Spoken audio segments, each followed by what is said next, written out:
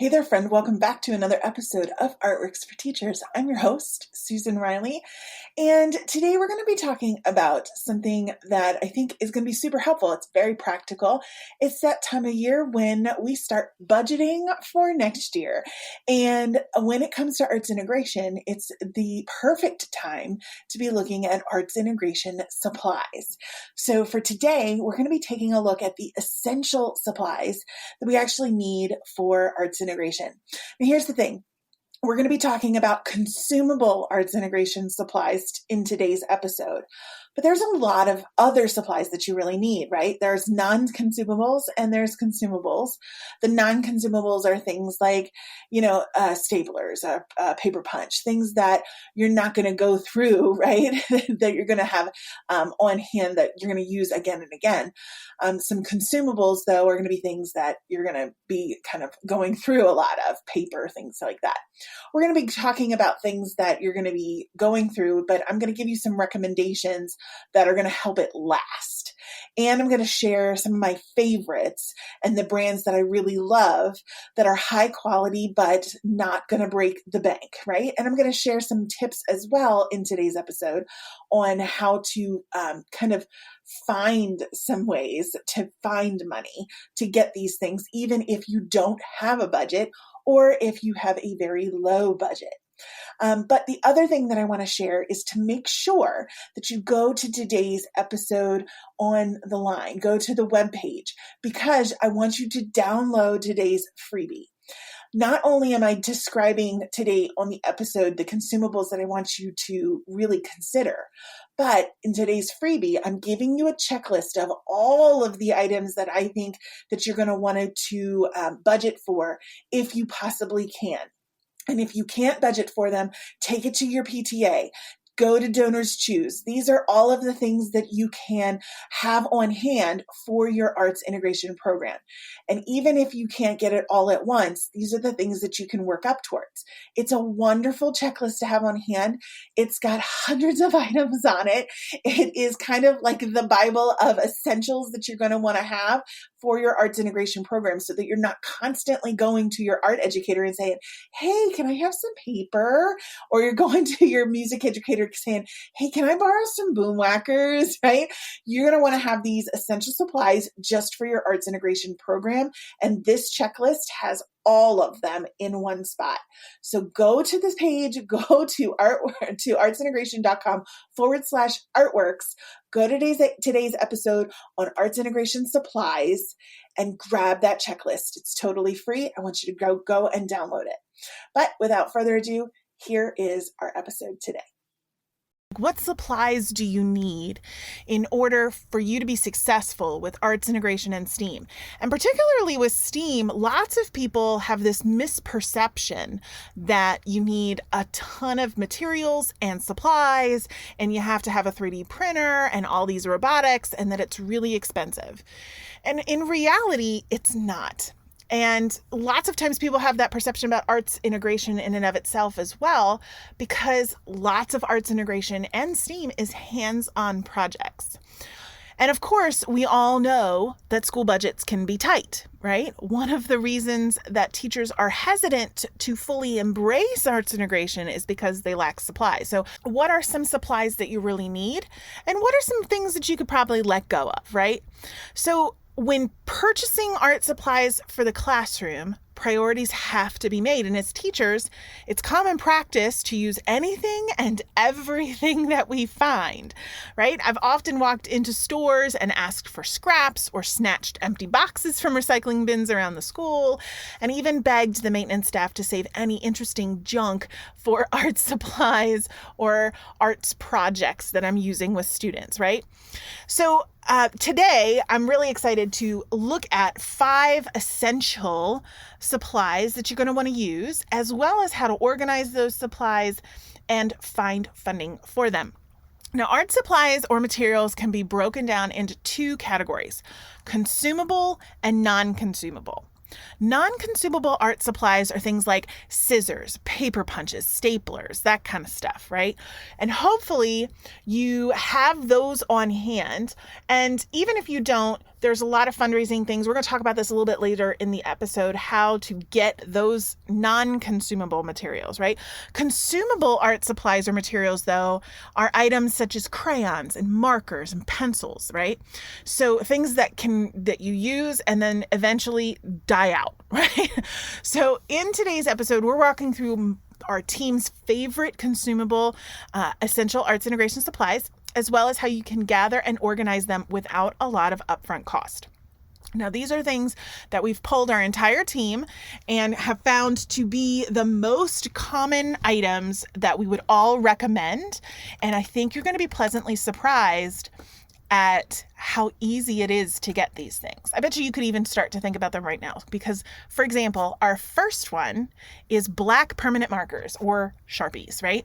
So if you can swing it, try to get the ultra fine tip or chisel tip if you can, but black permanent markers or Sharpies are perfect for going over pencil drawings to make artwork pop, drawing detailed images before painting, or going over many different surfaces. They are so versatile.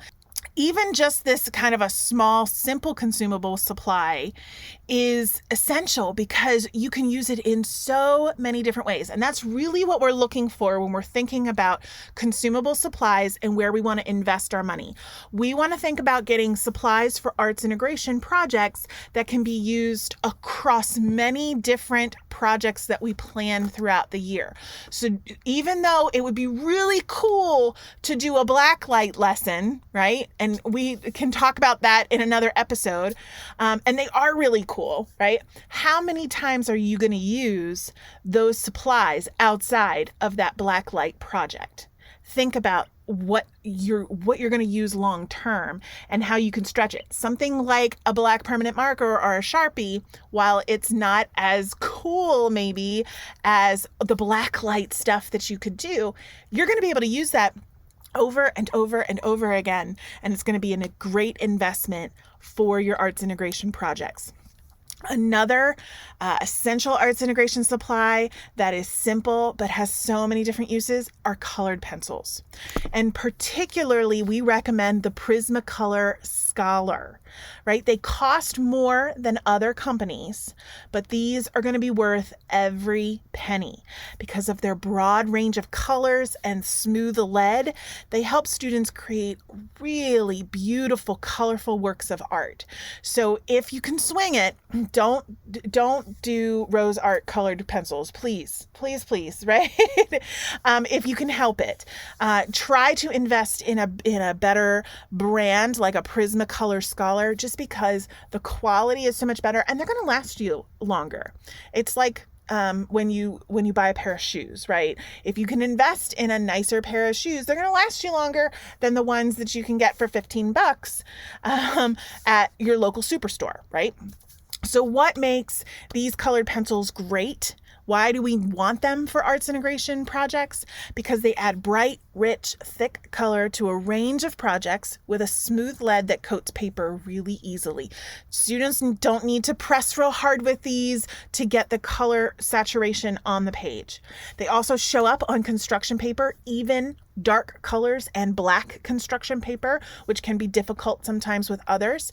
And these colored pencils can be blended easily to create custom colors, which is great for STEAM projects when we're looking at ratios, when we're looking at the science of blending colors.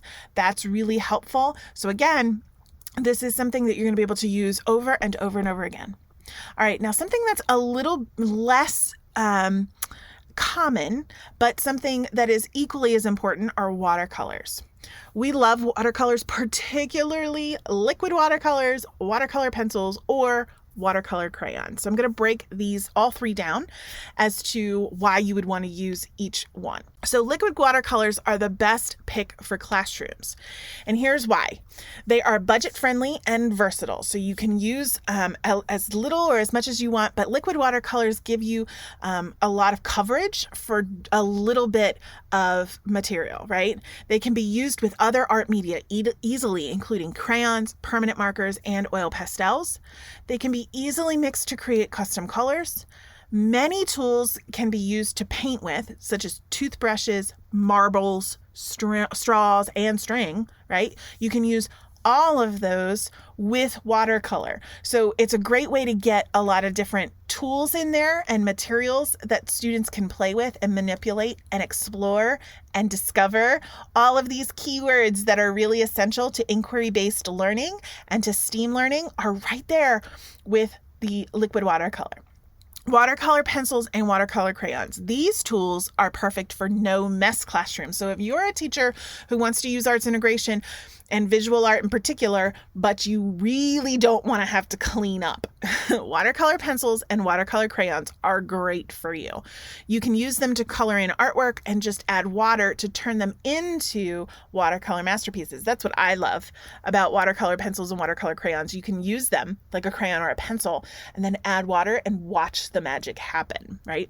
So here's what makes them great. They're perfect for detailed drawings. They work just like pencils or crayons, but act like paint.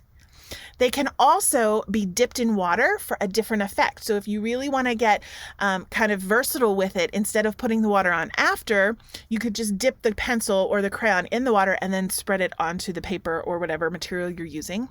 You can use these for many different kinds of arts integration lessons.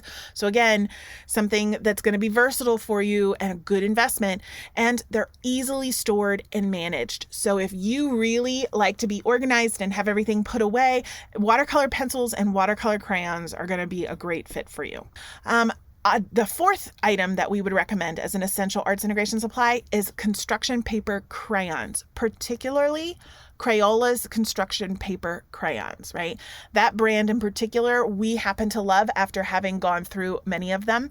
By the way, when I'm saying these brand names, none of these brands have paid us to endorse them in any way. We've just done a lot of trial and error with lots of different arts integration projects. And we have a lot of different art teachers on our team. And these are the consensus of what works best for, the constraints of arts integration projects that many schools are looking for. We're looking at projects that are not 9 weeks long, right? But that can get done in 1 and 2 classrooms. Or 1 and 2 class periods. So when we're thinking about it in that aspect, right, we want to be practical. And so these are the brands that happen to work best that we have found in the past. So please don't think we're getting paid to recommend any products. These are just our personal recommendations. Now, these construction paper crayons are a fantastic addition to any classroom, especially to supplement a crayon collection that you might already have. And here's why. They come in bright colors. They are perfect for blending and layering. They can show up on black and colorful construction paper. So again, similar to what we had before with our other products, the colored pencils that we recommended, these Crayola construction paper crayons also show up on black and colorful construction paper, which can sometimes be frustrating for students if they can't see what they're putting down. And they can be used with watercolors for wax resist and other arts integration lessons. So again, if you're combining some of these essential supplies, you're going to even more extend the variety of arts integration projects that you can do with your students. Now, the fifth essential supply that we think that all arts integration classrooms should have is air dry clays.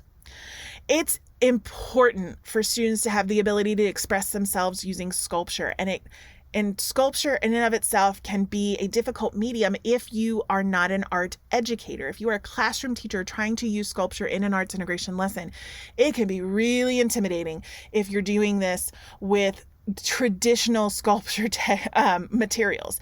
But air dry clays, even paper, can be used for sculpture. And so giving students the ability to work in this 3D medium of air dry clay is really helpful. It also is a material that students rarely use, and so it always causes a lot of excitement. So it's great to see students light up when they get to use the air dry clay. And also think about the idea that some students demonstrate their learning better in 3D. So differentiating your instruction by offering some 3D mediums can be really helpful as well. So what makes air dry clay great, right? Well, no kiln is required. So that's a plus, right? It can be painted once it's dry. And it can be used for many projects, both small and large. So again, you're going to get a lot of bang for your buck, and it's cheaper than other clays. So again, being budget conscious is something that many of us have to consider for arts integration. And that's one way to do that.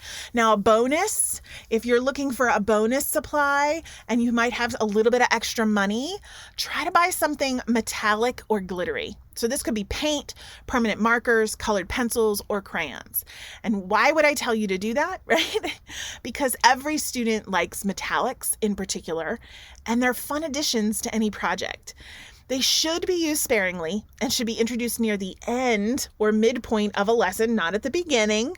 And the reason for this is that students should be concentrating on what they're making before the materials they're using, right? So you want them to consider that first. But if you can add it as a fun little detail option afterwards, it just makes those projects pop for students and they really fall in love with them if you have that extra little shine, right? That extra little sparkle. Now, how do you go about gathering these essential supplies? As I said earlier, most schools don't have the budget for a lot of materials, so we're going to need to get creative, right? Now, first things first, do not take supplies from the art room for arts integration projects. Art teachers need those materials and resources in the limited amounts provided to them to be able to teach students the intricacies and value of their own craft.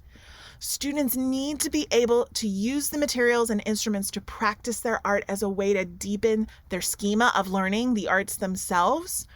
And when we take these things away, when we take those items away from our wonderful arts teachers, we're then taking away a chance for our students to have a purely artistic experience, which could then be applied critically in an integrated lesson. We don't want to do that. We know that arts teachers are the MVPs of arts integration in STEAM. And so we don't ever want to take away from a pure artistic experience that our students can have with those arts educators by taking away those materials, right?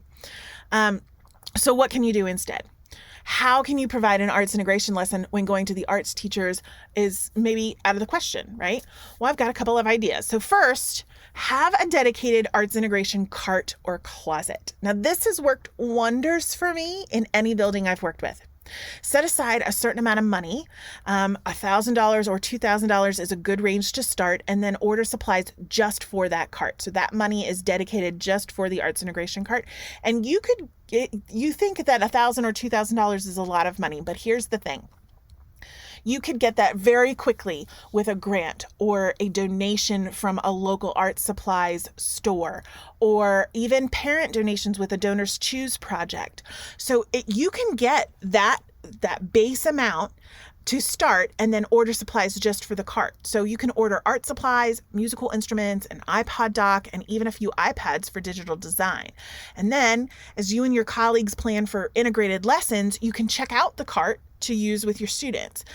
And keep an inventory sheet of what you used, as well as a copy of the lesson plan so that you can document where the materials are going, which will help in the ordering process for next year. Now, if you go back to our show notes today, I have a copy of our arts integration cart supply list, which is going to help you. And all of that has been budgeted out. So if you ordered everything on that list, it would stay within your $1,000 to $2,000 budget range. And it even has the inventory sheet with it that you can check things out and put it back and those kinds of things. Number 2 is to try crowdsourcing or PTAs for the materials that you need. So create a list of the supplies that you'd like to have dedicated for arts integration in your room. I would definitely start with the 5 essential supplies I talked about earlier, but you could definitely add more. Don't forget to include storage and organization for those supplies as well.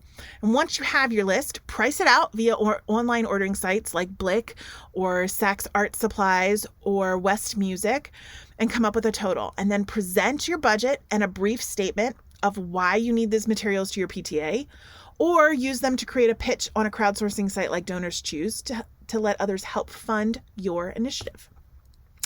Number 3, don't forget about recycling. Have a dedicated AI supplies box outside of your classroom where teachers or parents can drop off odds and ends that they don't need anymore.